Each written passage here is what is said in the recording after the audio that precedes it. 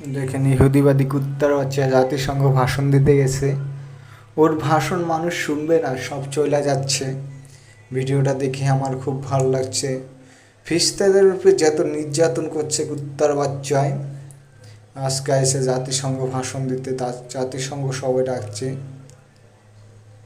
মাদাচ্চোদে এত ইহুদির বাচ্চা এত নিষ্কৃষ্ট, ওর মনে কোনো মায়া দয়া নাই।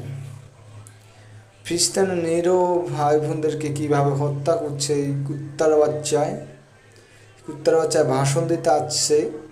দেখেন কিভাবে সব নেতারা চলে যাচ্ছে, ওর মুখ কেউ, ওকে সবাই বরকট করছে।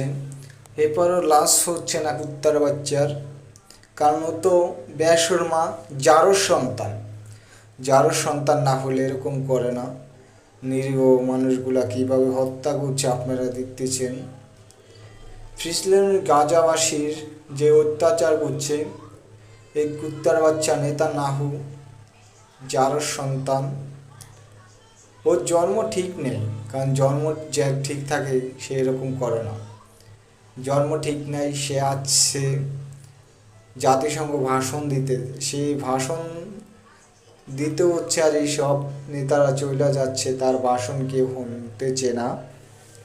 দেখেন ভিডিওটা দেখে